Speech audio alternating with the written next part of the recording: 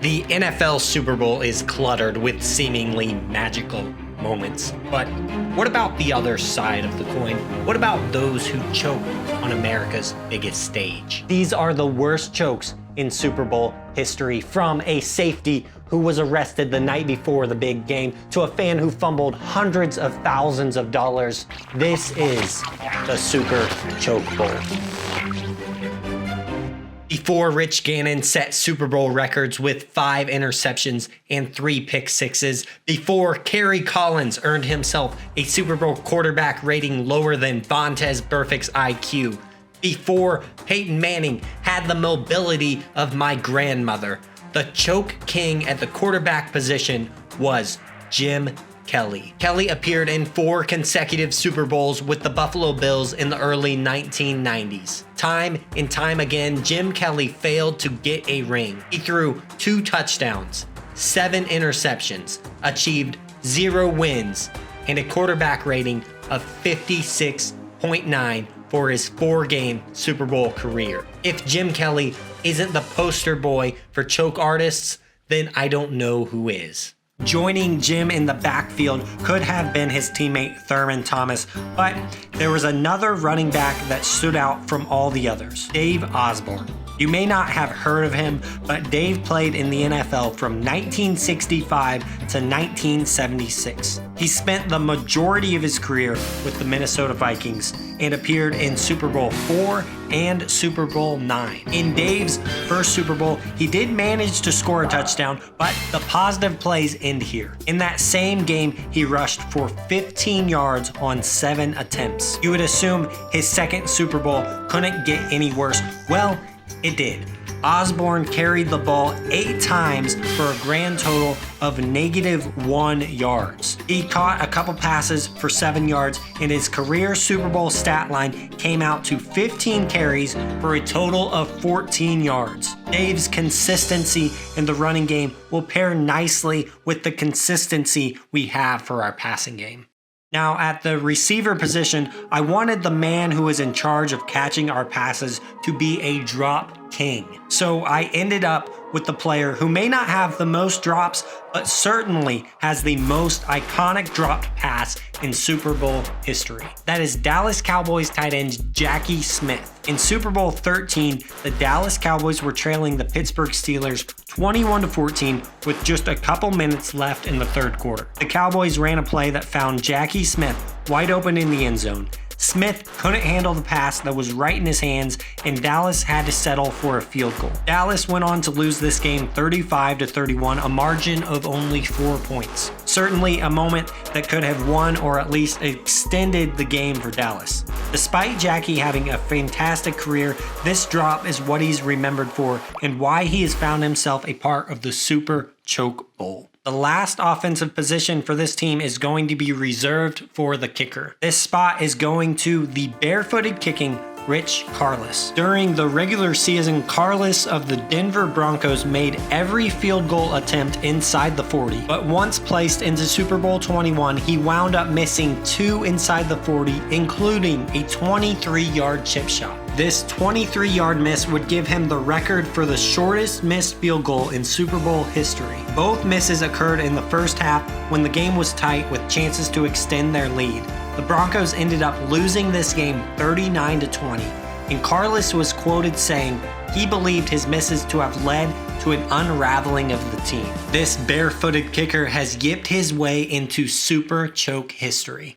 On the defensive side of the ball, we will be sticking with the Denver Broncos. Denver was embarrassed by the 49ers in Super Bowl 24. They gave up a whopping 55 points. Now, I know this 49ers offense was historically good, but the most points they had scored that season was 45 against the 3-13 Atlanta Falcons. The 49ers took control of this game quickly, and the following Super Bowl records were set: the most points, the largest margin of victory, the most passing touchdowns, and the most touchdowns by a single player. Now, I will be making one addition to this defensive unit. I will be replacing the Broncos' free safety, Steve Atwater, with Eugene Robinson. Robinson played safety in Super Bowl 33 for the Atlanta Falcons. He was a part of a secondary that gave up over 150 yards to Rod Smith on just 5 catches in a 34-19 loss. While Eugene's play wasn't necessarily good, it was his performance the night before the biggest game of his life that earned him the spot. In a somewhat literal off-the-field choke, Eugene Robinson was duped by an undercover cop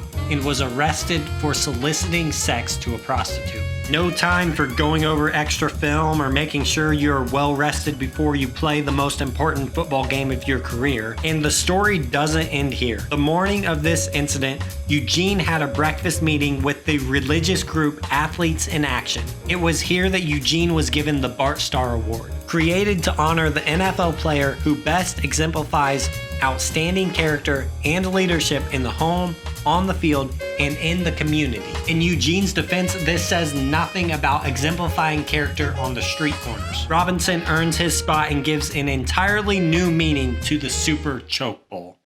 To round out this team, we need a couple guys who can lead them in the ways of choking. I thought of Pete Carroll for his play calling aptitude in big moments, but you already know who is earning this spot. Our head coach is reserved for Dan Quinn, while our play calling duties will be handled by Kyle Shanahan. The worst collapse and choke in Super Bowl history was guided carefully by these two men. And well, I think that 28-3 is the only thing I need to submit for their resume. We are going to need some zebras for this choke bowl, and look no further than Super Bowl 40, where Bill Levy and his crew did an all-time job. In the first quarter of this game, Matt Hasselbeck hit Darrell Jackson in the end zone for a touchdown, but it was called back due to a horrendous pass interference call. Late in the second quarter, Pittsburgh got down to the 1-yard line where Ben Roethlisberger attempted to lunge into the end zone. A very close call, but could certainly be argued that Ben never broke the plane. A call that could have kept this game tied at 3-3 going into the second half. The Seahawks weren't the only ones getting screwed in this game. In the third quarter, Big Ben was picked off in the red zone, and a rather obvious block in the back was made right in front of the ball carrier. No call was made, and the Seahawks were awarded with better field position because of it. Now we're in the fourth quarter of the game when Seattle is driving down the field. Hasselbeck completes a pass to the 1-yard line, but a holding call is made on the right tackle in what appears to clearly not be a hold, as even John Madden notes. See him rush from the outside here. Locklear makes a pretty good move with that right arm. Oh, I didn't see holding. I mean, you have to be able to jam up in there. And there may have been holding, but it wasn't in that picture. On the very next play, Hasselbeck is intercepted. A few years after this Super Bowl, official Bill Levy went on the record saying, "It was a tough thing for me. I kicked 2 calls in the fourth quarter, and I impacted the game. And as an official, you never want to do that." The exact words and emotions you would expect from a choker. Welcome to the Super Choke Bowl. Now I know what you're thinking, who is going to perform the halftime show of this event? Janet Jackson has 2 great cases. There was some kind of weird Indiana Jones halftime show in 2000 that could take the cake. However, I can't help but choose Elvis Presto, who performed at Super Bowl 23. He was half magician, half Elvis Presley impersonator, except his magic was nothing impressive and he didn't perform a single Elvis song. Just take a look at this moment where he tries to have an entire crowd of people take part in the pick a card, any card trick. You're gonna find this card trick's gonna blow your mind. But first you have to pick a card. Come on and concentrate real hard. I can only imagine how many 50-year high school reunions this man has been through, and then all of a sudden he lands a Super Bowl gig. Maybe the real choke job here should be whoever was in charge of hiring this guy. Elvis may become the king of choke after this halftime show. Now, there's no point in holding this event without a group of people to watch, and I think I've got the perfect fan base. We're pulling from the basketball world for this one with another special addition to the group. The crowd will be 2013 Miami Heat fans. During Game 6 of the NBA Finals, the Heat were trailing by only 4 points with about 30 seconds left in the game when hundreds of fans piled out of the stadium. Ray Allen hit one of the most iconic shots in NBA Finals history, and the Miami Heat went on to win this game and the series. The fans, well, they choked hard, giving up on their team and leaving the stadium. They weren't allowed back in and missed out on one of the greatest moments in NBA history. Now, the addition to this bandwagon of a fan base will be a man by the name of Yuri Andrade. You may not know the name, but you will likely remember Yuri as the Super Bowl streaker during the Chiefs and Buccaneers game in Super Bowl 55.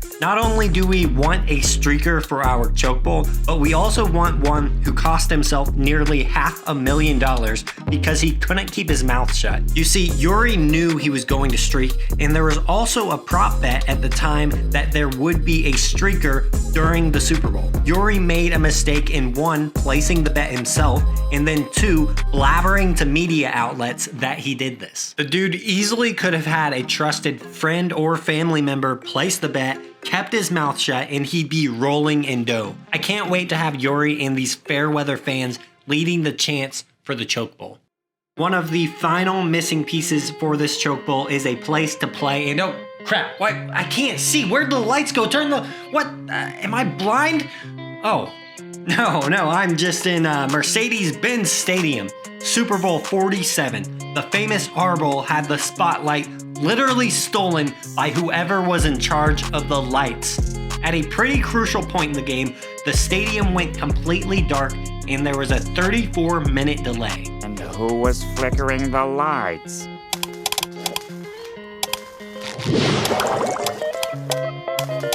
Nosferatu! We are going to make sure that the same light switch operator and venue will be hosting our game. We're not done yet because no Super Bowl would be complete without a commercial. And in my opinion, the all-time worst commercial comes again from Super Bowl 47. GoDaddy is known for implementing the genius marketing strategy of hiring very attractive women to be in their commercials. So what could possibly make this predominantly male audience turn away? Well, Walter is the answer. Walter is going to make me turn my attention away from your ad. I mean, you really can't go wrong with a Super Bowl ad. There was a year where a company just put a bouncing QR code on the screen and their site crashed due to overload of people using it. All GoDaddy needs to do is not make us want to turn our heads and vomit. This will be the commercial leading our Super Choke Bowl.